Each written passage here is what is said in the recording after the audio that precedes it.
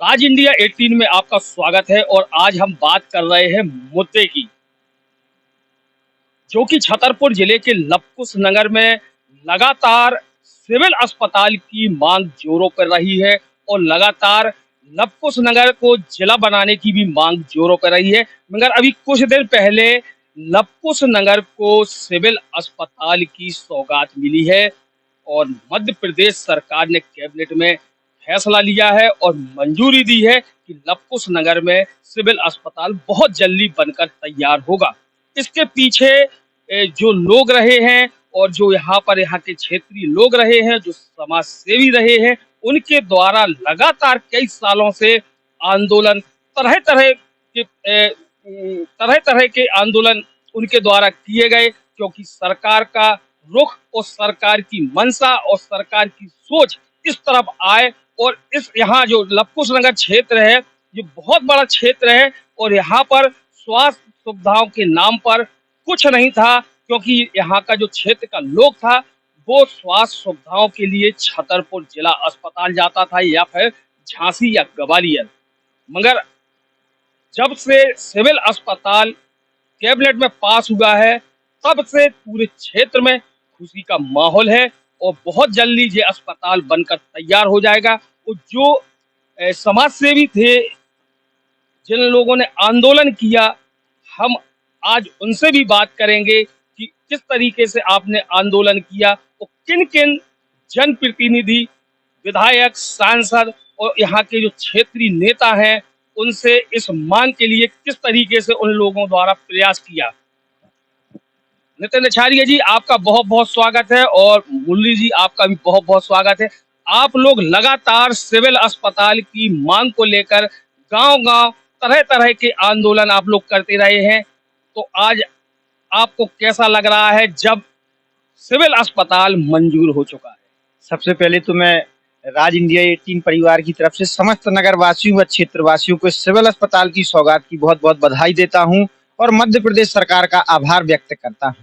जैसा कि कोरोना की जब दूसरी लहर आई और पूरा देश परेशान था, इसी तरह अपने क्षेत्र में भी स्वास्थ्य की सुविधा बड़ी बदहाल स्थिति में थी। डॉक्टरों की कमी थी, नर्सों की कमी थी और यहाँ लोगों को स्वास्थ्य की समस्याओं से जूझना पड़ रहा था। तब ऐसे में युवाओं ने देखा कि हमें कुछ ना कुछ अपने क्षेत्र में स्वास्थ्य सुविधाओं को बेहतर बनाने के लिए करना होगा और ऐसे में हमें एक मार्ग मिला कि हम अगर सिविल अस्पताल की मांग करें और यह लवकुश नगर में स्वीकृत हो जाता है तो हमारे यहाँ स्वास्थ्य सुविधा बेहतर हो सकती है आम जनमानस को। इसी क्रम में हम लोगों ने सबसे पहले दीवार लेखन के माध्यम से सरकार के पास अपनी मांग को रखा, लोगों को जागरूक किया कि हमारे यहाँ सिविल अस्पताल होगा तो क्या क्या सुविधाएं होंगी। इसके तत्पश्चात क्षेत्रीय सांसद बीडी भाई साहब जी का जब यहाँ दौरा हुआ तो उन्हें एक लिखित आवेदन दिया गया, जिसमें उन्होंने अपनी मंशा जाहिर की कि मैं इस पर जल्दी प्रयास करूंगा, लेकिन कुछ न कुछ वजह से सिविल अस्पताल धीमे धीमे ठंडे बस्ते में चाहता गया। इसके बाद युवाओं ने अपना आंदोलन गर्मजोशी के साथ जारी रखा, गांव गांव चौपाल की, मशाल यात्रा की,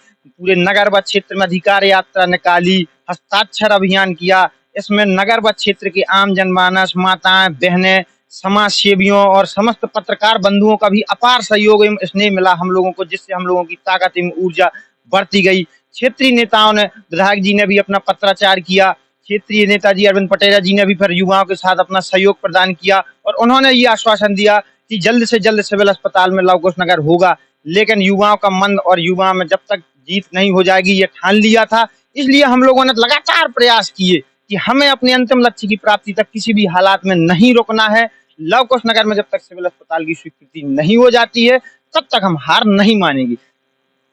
मुरली जी, जब आप लोगों द्वारा आंदोलन किए जा रहे थे, गांव-गांव जा रहे थे, तो आप लोगों को इसका विरोध भी झेलना पड़ा? इसका विरोध हमें बहुत झेलना पड़ा और ये तो ये कम हम बोलना बोल जी पाए। तो किस तरीके से आपको जब आप गाँव में जाते थे, तो वहाँ के लोग आपको आप लोग बात करते थे कि सिविल अस्पताल होना चाहिए, उस बारे में किस तरीके से बात करते थे और आप लोगों से लोग कैसे जुड़ते थे?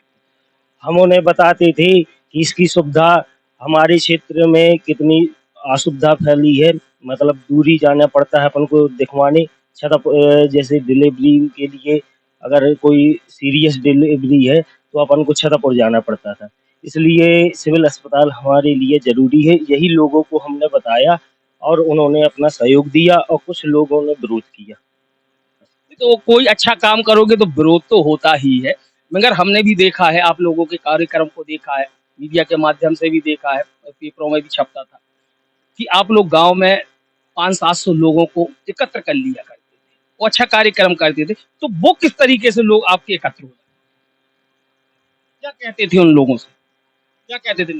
सबसे पहले तो जब ये सिविल अस्पताल की बात हम लोगों ने प्रारंभ की और दीवार लेखन किया और अपने जो युवा साथी थे ग्रामों में, जो समाज सेवी लोग थे, जो तो उन लोगों से जब हमने ये आपस में चर्चा की कि हमारे यहाँ स्वास्थ्य सुविधा बदहाल स्थिति में और ये कोरोना की भयावह बीमारी, जानलेवा बीमारी, जिससे बच्चे परेशान, नवजात शिशु परेशान, माताएं बहनें परेशान, तो सभी लोगों ने आश्वस्त किया कि एक बार मिलजुल कर हम एक साथ खड़े होकर क्षेत्र की एक आवाज बनकर अपनी मांग को रखते हैं। तो समस्त ग्राम पंचायतों में ग्राम के लोगों ने हम लोगों को इतने प्रेम स्नेह के साथ आमंत्रित किया और चौपालों में माताएं बहनों बच्चों बूढ़ों बुजुर्गों ने भी अपना सहयोग दिया, आशीर्वाद दिया, हम लोगों को एक ताकत दी कि आप लोग बिल्कुल इस मांग को जारी रखें और ये जल्दी जरूर पूरा होगा। नितिन जी, एक बात और कि इस जो आपके आंदोलनों के बीच में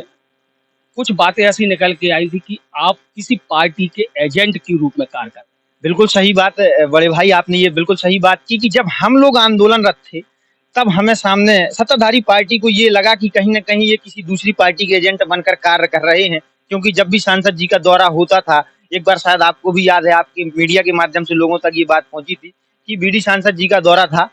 तो हम लोगों ने रात्रि में पानी बरसते हुए 12:30 बजे उनके काफिले को रोककर ज्ञापन दिया गया, क्योंकि उस ज्ञापन को देने के दौरान के पहले हम लोगों को कई बार मना किया गया कि ये ज्ञापन मत दो, सिविल अस्पताल की मांग को नहीं करो, क्योंकि ऐसे में कहीं न कहीं सरकार का विरोध समझ में आ रहा था कुछ तथाकथित लोगों को। लेकिन हम लोगों ने इन मंशाओं की इन बातों को खारिज कर दिया, क्योंकि हम लोगों को एक जिद थी, क्योंकि क्षेत्र की जनता हमारे साथ थी, हमें सिविल अस्पताल की जरूरत थी, इसलिए हमने अपने अधिकार को मांगा है, ना कि कोई अनुचित बात मांगी है, इसलिए हमें आज सरकार ने सौगात। कई दफा आपका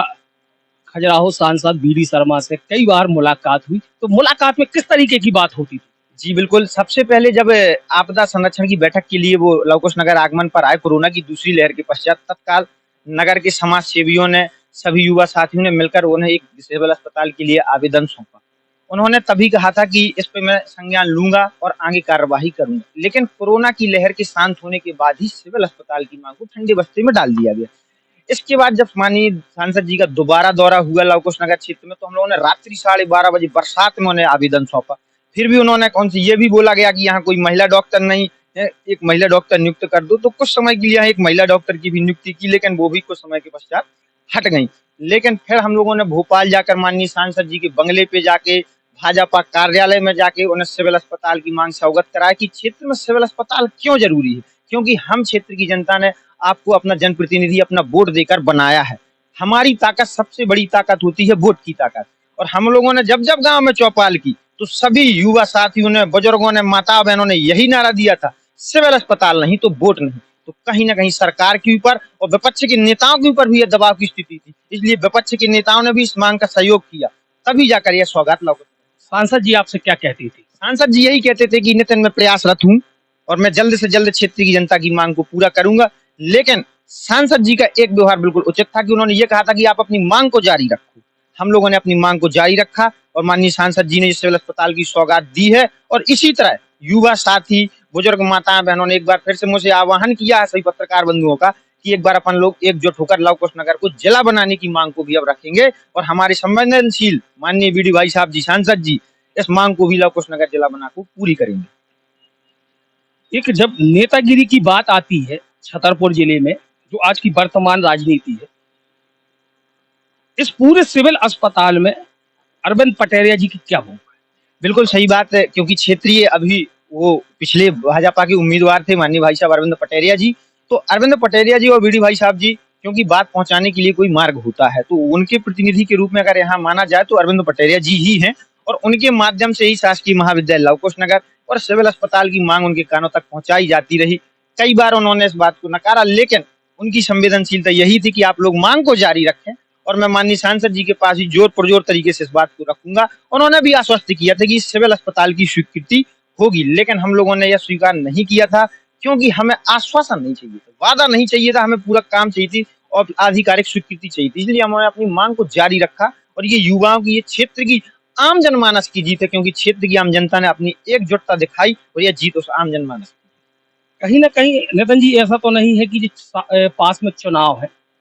और कुछ लोगों का कहना है कि चुनाव के समय में एक झुंझुना पकड़ा दिया गया है सिविल अस्पताल, जबकि यहाँ के लोगों की मांग थी जिले की। बोले जिला बनेगा तो सिविल अस्पताल नहीं, जिला अस्पताल बनेगा। तो कहीं ना कहीं ये चुनावी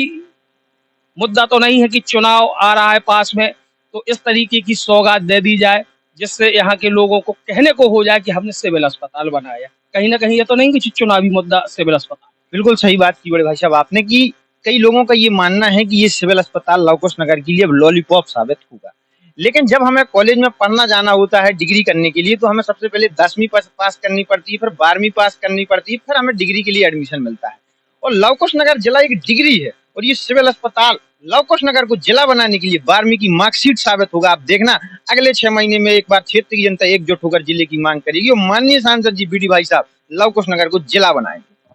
तो ये थे हमारे साथ नितिन रिछारिया और बुल्ली पाठक, जिन लोगों ने कहा है कि ये जिले की सीढ़ी है सिविल अस्पताल। सिविल अस्पताल बन गया है तो जिला बहुत जल्दी बनेगा, क्योंकि हर चीज क्रम बाई क्रम होती है और इन्हें विश्वास है खजुराहो सांसद बीडी शर्मा पर कि चुनाव के पहले जिस तरीके से अचानक सिविल अस्पताल की मंजूरी दी गई है, इसी तरह से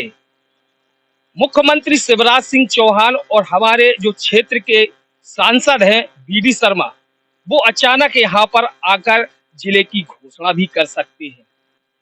मुद्दे की बात में बस आज इतना ही और हम फिर एक बार नए मुद्दे के साथ फिर हाजिर होंगे। तब तक के लिए आप देखते रहें राज इंडिया 18 मध्य प्रदेश। आपके एक शहर से एक खबर जहां तक पहुंचना चाहिए वहां तक पहुंच सकती है, मगर बस एक शेयर जरूरी है। हम लगातार सच दिखाते आ रहे हैं क्योंकि हम मिर्च मसाला नहीं, सच दिखाने का प्रयास करते हैं। राज इंडिया 18 लगातार लोकप्रिय होता क्योंकि आपका विश्वास हमें लोकप्रिय बना रहा है और हम आपके विश्वास को इसी तरह बनाए रखने का प्रयास करेंगे। नमस्कार।